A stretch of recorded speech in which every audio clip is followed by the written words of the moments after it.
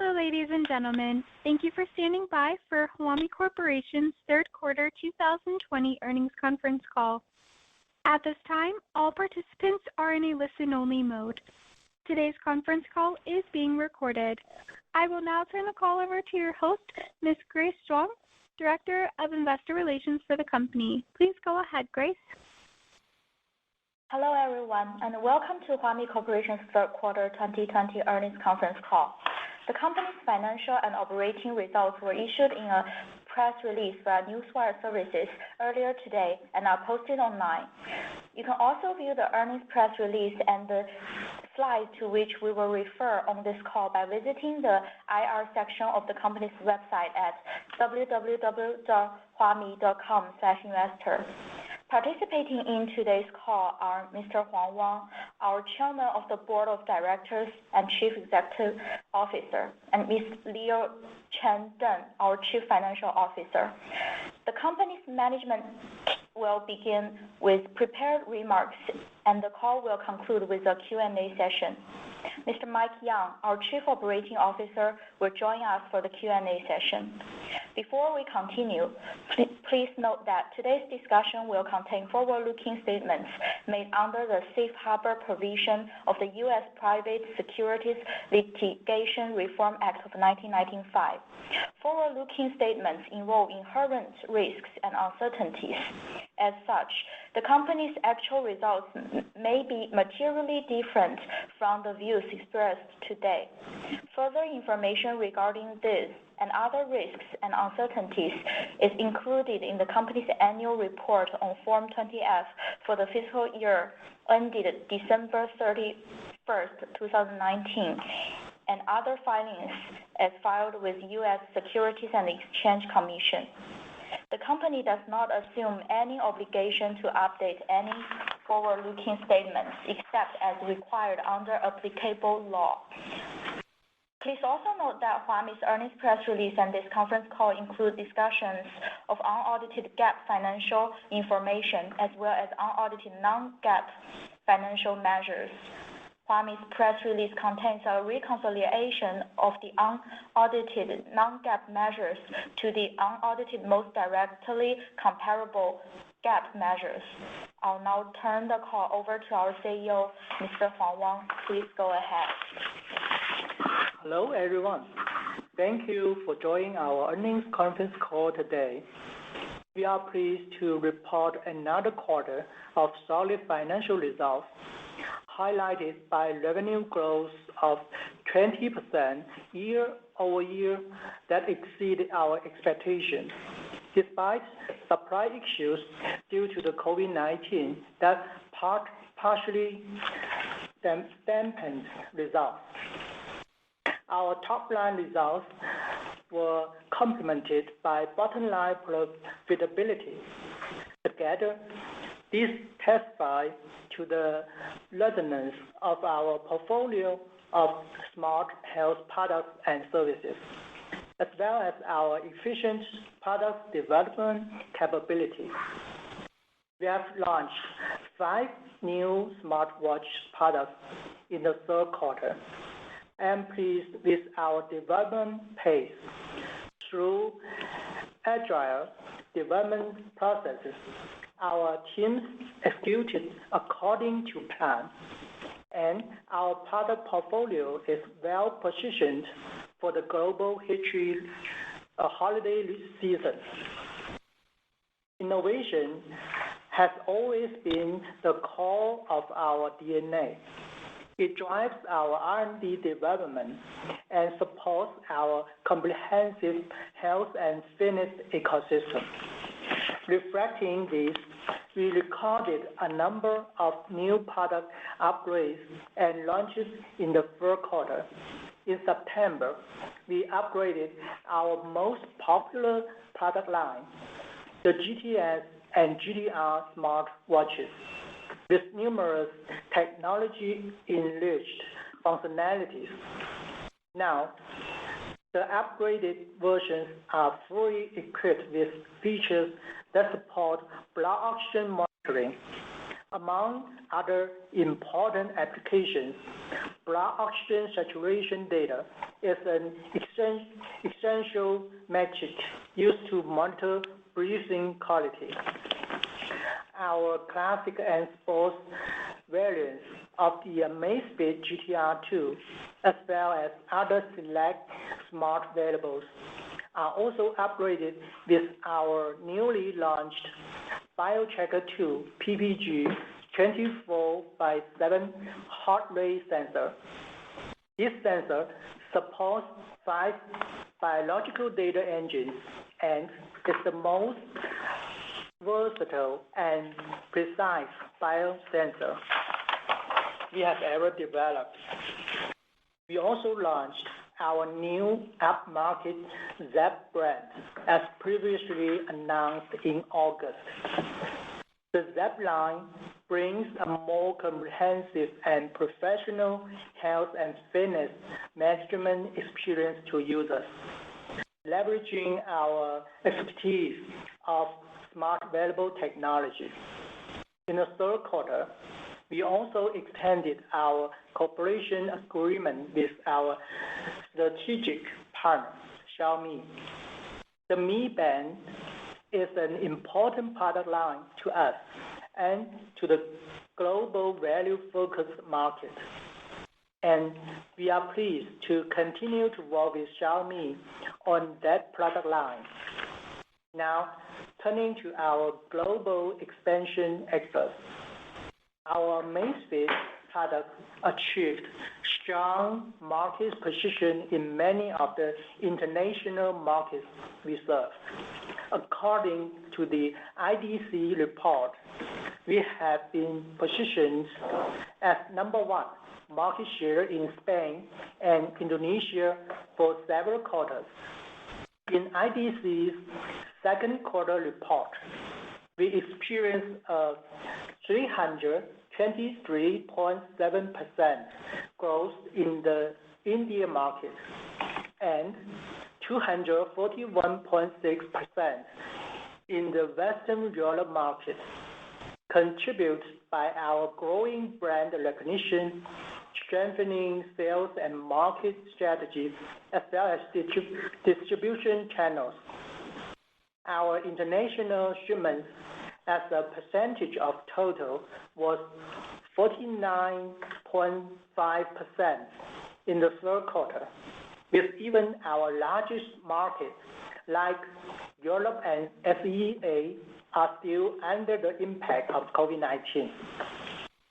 Huami and Xiaomi device activation data further illustrates our globalization, with a threefold increase in the number of countries with sizable activations in the third quarter this year versus last year. Starting in September, 2 of our most popular smartwatch lines, the Amazfit Bip S and the Amazfit GTS, become available for purchase in America at over 2,800 Walmart retail stores. This is the first time that consumers can buy them at Walmart stores. We believe there's a strong fit between these value-priced lines and Walmart's target shoppers. We are pleased to have expanded our retail channel distribution with this large partner, and we'll keep exploring the opportunities with other global large channels. It's worth remembering that the global megatrend of personal health awareness was well in place before the pandemic, and the last 10 months has brought awareness to a compelling level. We also note that leading industry analysts are unified in their forecasts for continued strong demand for smart wearables well into the future. The variety of form factors keeps expanding, and we are expanding right along with it. The global opportunity remains robust for Huami, especially with our product market positions all representing exceptional value and feature sets at every price point. These new products and services development as well as geographic expansion are all part of our continuous execution on our Connect Health with Technology strategy. In addition, we are now doing academic research projects cooperated with more than 20 different hospitals, research institutes, and pharmaceutical companies in both China and overseas to help monitor users' health condition by using our smart wearable devices. To name a few, we are now working with the first affiliate hospital of Guangzhou Medical College and Dr. Zhong Nanshan's team on a children's asthma early warning project.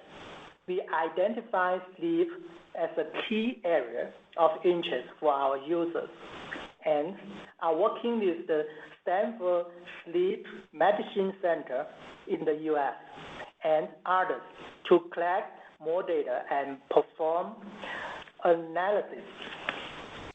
The ultimate objective of these academic research projects will be to offer our users more dimensions of healthcare services, including pre-disease warning and more comprehensive health condition analysis in the future, leveraging our devices' ability to gather high-quality data consistently from every model, regardless of price.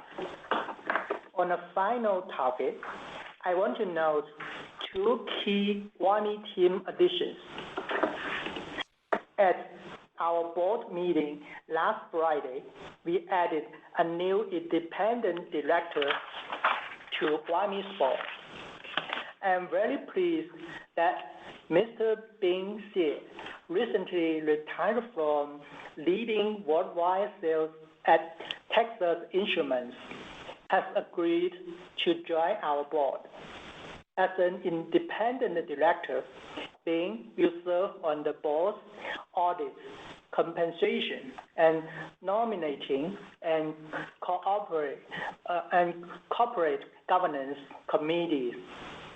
Next, I want to formally introduce our new Chief Financial Officer, Mr. Leon Cheng Deng.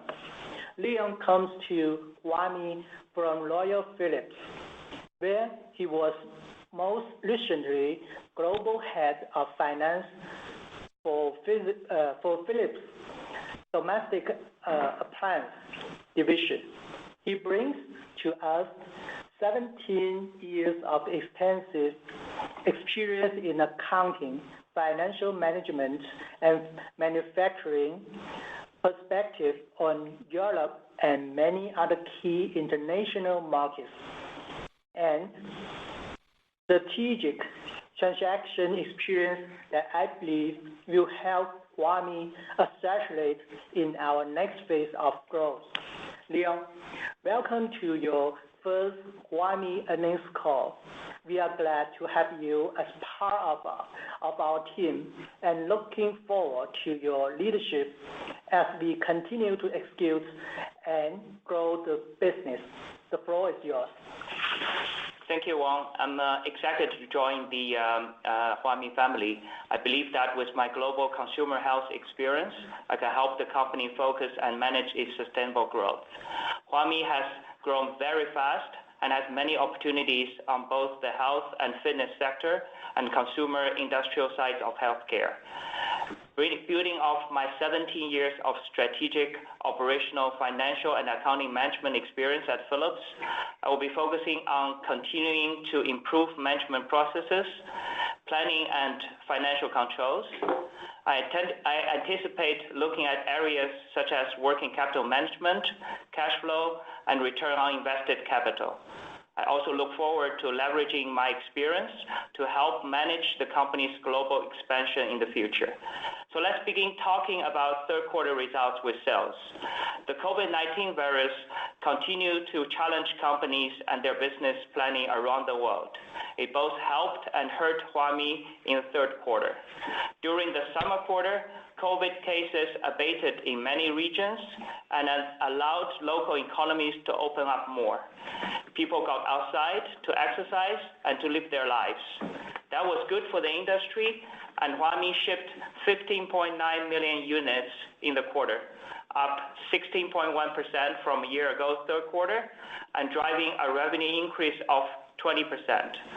The largest portion of that increase was driven by the Xiaomi Mi Band 5, and we also began shipping a number of our own brand new products, as Wang just described.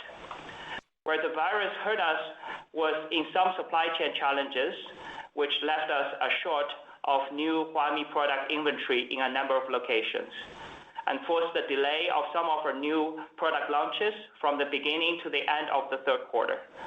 I will have more to say on the impact of the virus when I talk about the look ahead and guidance. But first, I want to focus on just a few key numbers, including gross margin and operating expenses, that I think are the most important for understanding what happened in the quarter and that shape our outlook. Gross margin can be affected by product mix, product launch timing, and product life cycles, including model upgrades. The 460 basis point decrease in gross margin from a year ago quarter was predominantly driven by those effects. In our specific case, gross margin can be impacted by the proportional split between products which we make and sell to Xiaomi, and also the products we bring to market under our own brands. The split of products between Xiaomi and Huami was the same as in the year-ago quarter, reflecting nearly identical patterns of old model winding down and new model quantity shipments for Xiaomi. In this year's quarter, that was the new Xiaomi Mi Band 5. Gross margin on Xiaomi products in 2020 third quarter was 400 basis points lower than the year-ago quarter. This much larger volume of Xiaomi products versus our own branded products in the quarter was primary driver of the overall lower gross margin. Let me next highlight operating expenses. As has been true all the year, sales and marketing, R&D, and G&A expenses have been up year over year, quite significantly in some areas.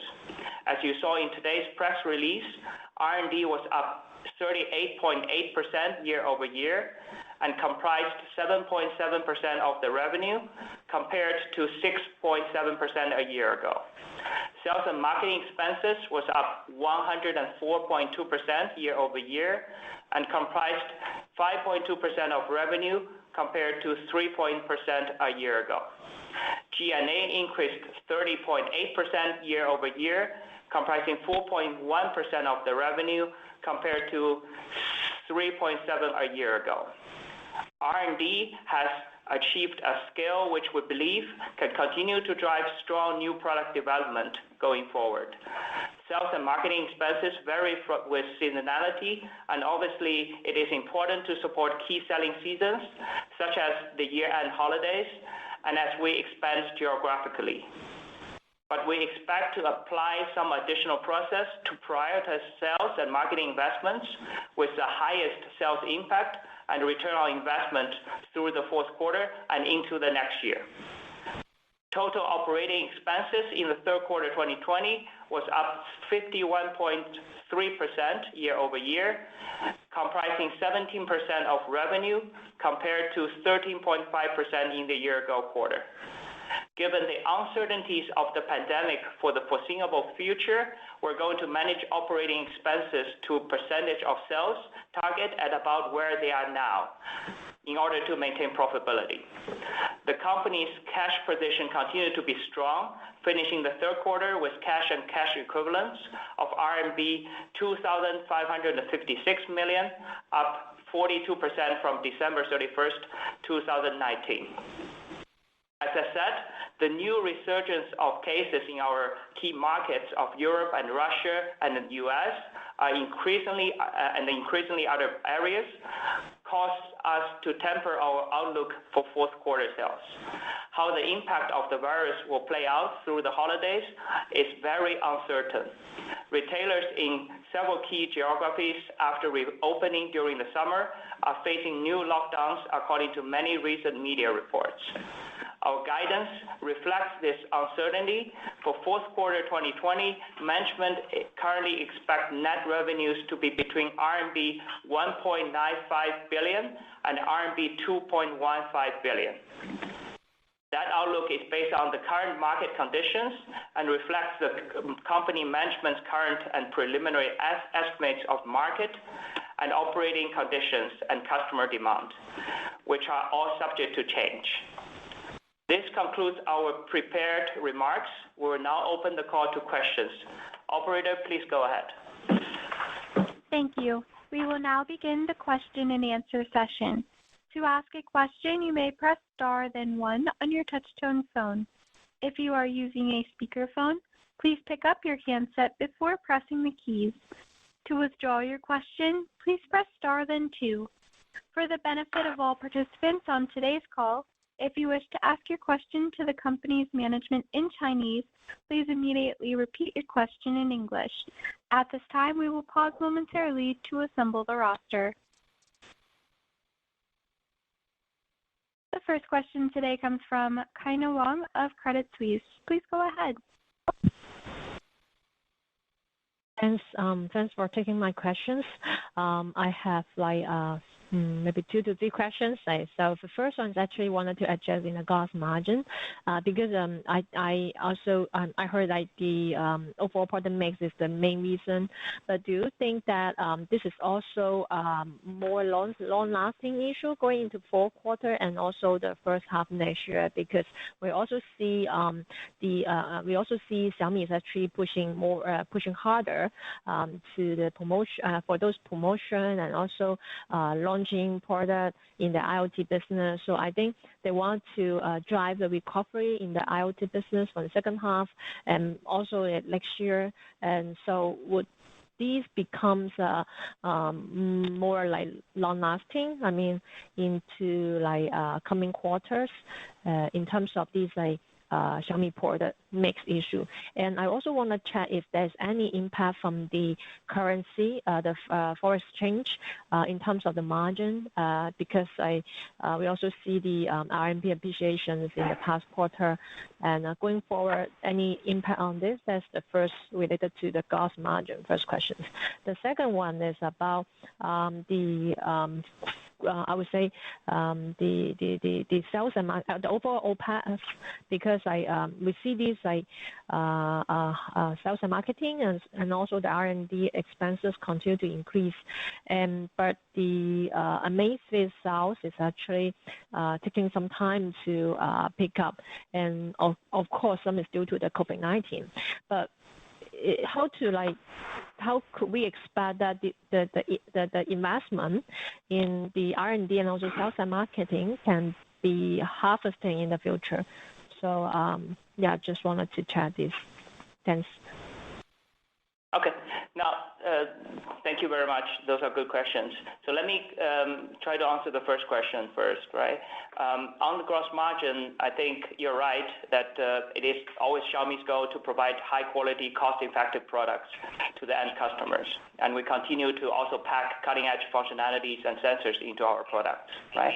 That's also why we keep on selling our products better always than the previous generation, right? So it is true that the gross margin from the Xiaomi Band 5 is actually lower than the previous generation last year. However, we're actually looking for scale and operating leverage from the Xiaomi products, right? On the other hand, you also notice that our own brand sales is also picking up, right? And our own brand sales is actually carries a relatively high gross margin compared to the Xiaomi products, right?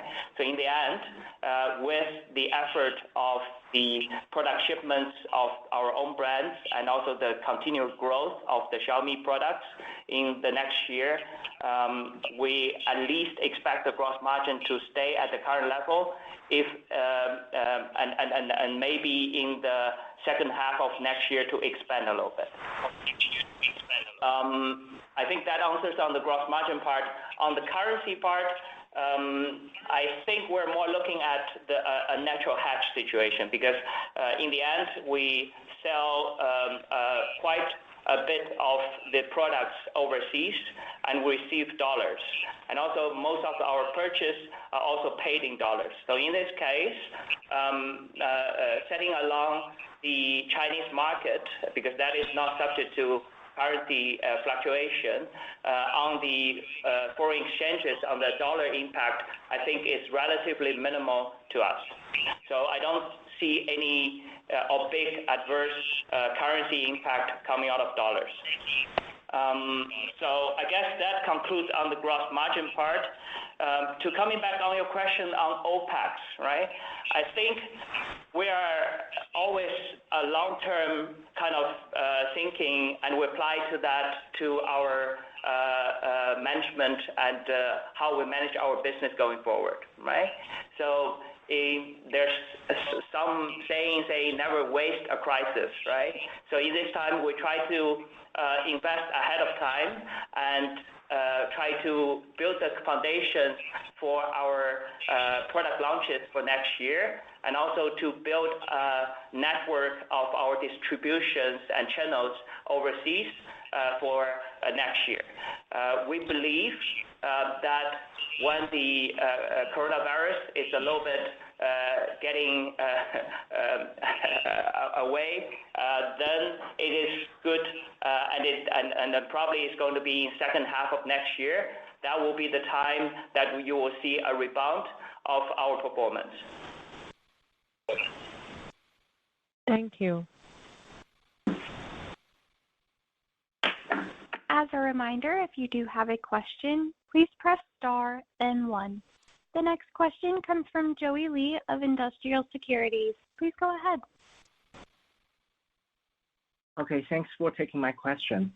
My first question is, could the health monitor function turn smartwatches and smartbands into a more widely used device like TWS earphone? And what are the core barriers of these two kinds of products? Do we have some medical certification that differentiate our products from others? And that is my first question. Thank you.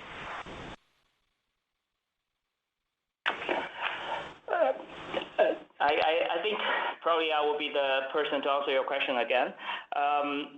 Yes, we see consumers adopting more and more the usage of health monitoring functionalities on the smartwatch during the pandemic, right? So that's why you see also our competitors and all the usage of the data on the wrist are picking up. Right? Whether or not it will become a TWS market, I think it's too early to tell. But as you see, both Apple and other big brands, they're actually packing more and more functionalities like ECG and stuff like SpO2 Max into their watches. I think it's a good sign, and also a trend on where the industry is moving. Right?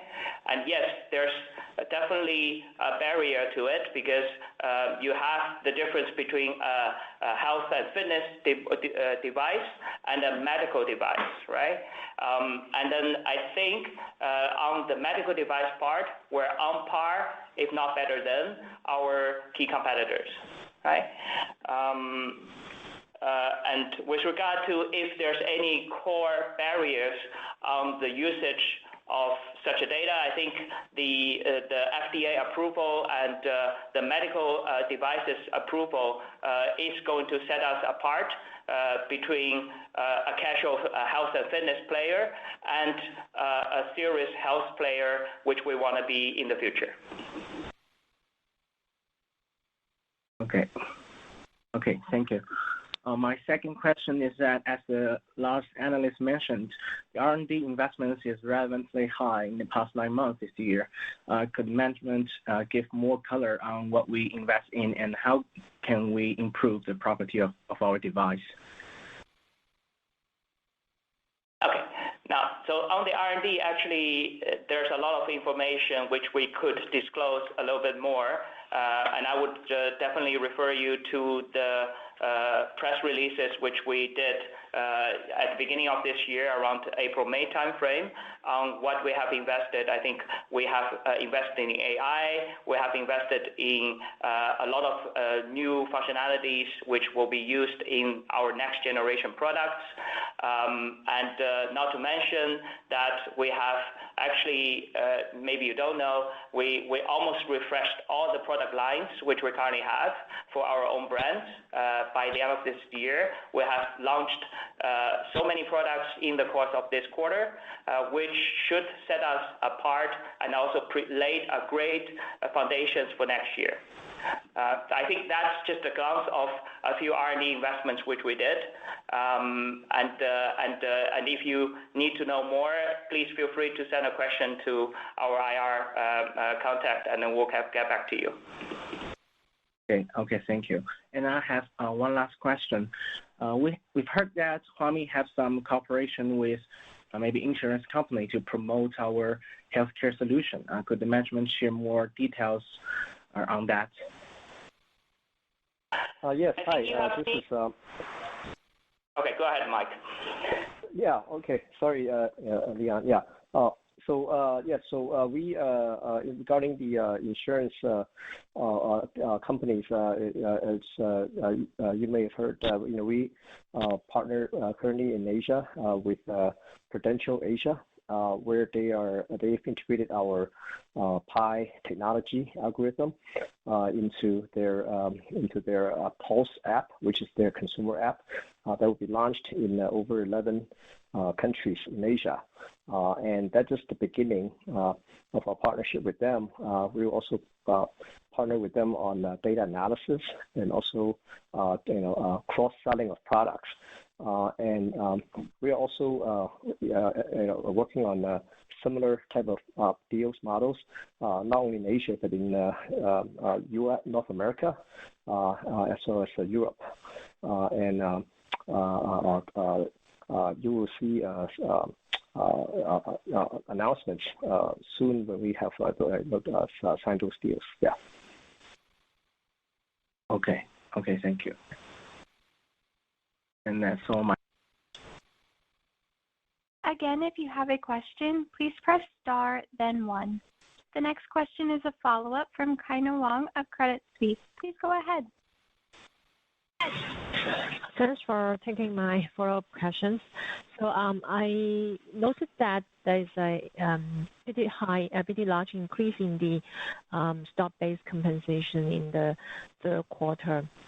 Just wanted to get more idea about the pattern. Going forward, should we also expect certain, time frame that there will be some large stock-based compensations expenses, even though it will not really affect the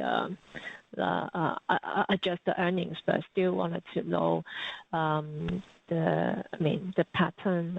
Going forward. What should we expect on that? Thanks. And will we expect? Shall we expect these similar level in the fourth quarter as well?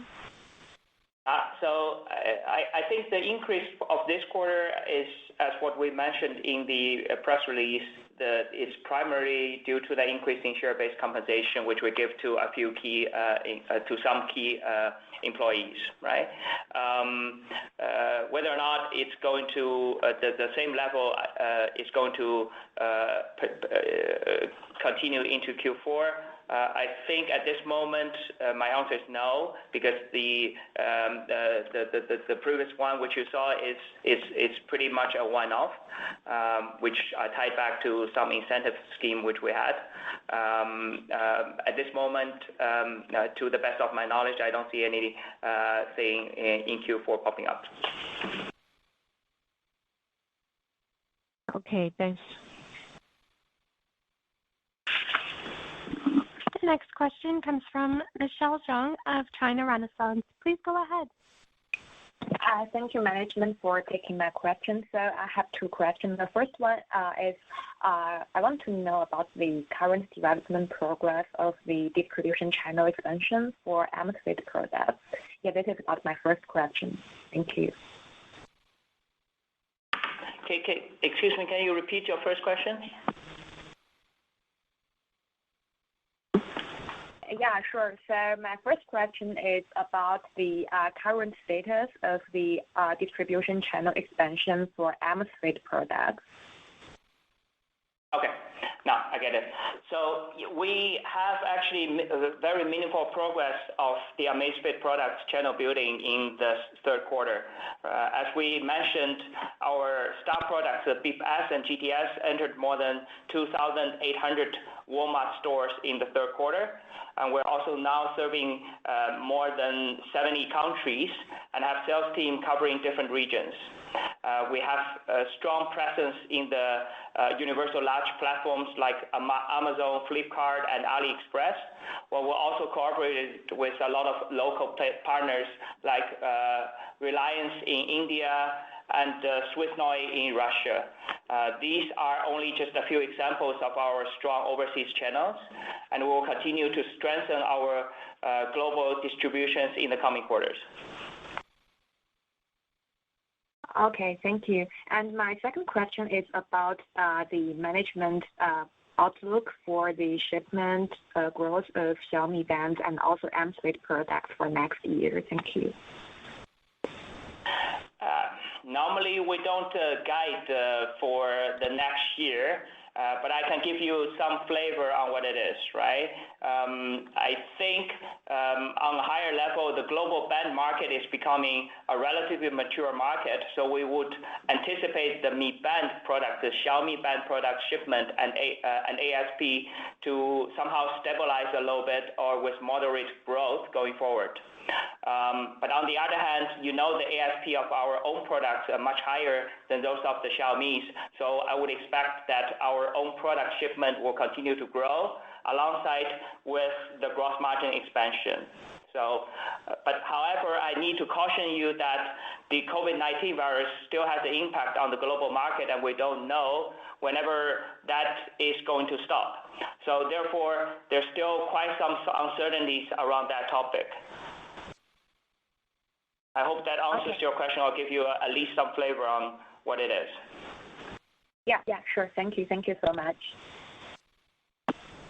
As there are no further questions, now I'd like to turn the call back over to the company for closing remarks. Thank you once again for joining us today. If you have further questions, please feel free to contact Huami's Investor Relations Department. This concludes this conference call. You may now disconnect your line. Thank you.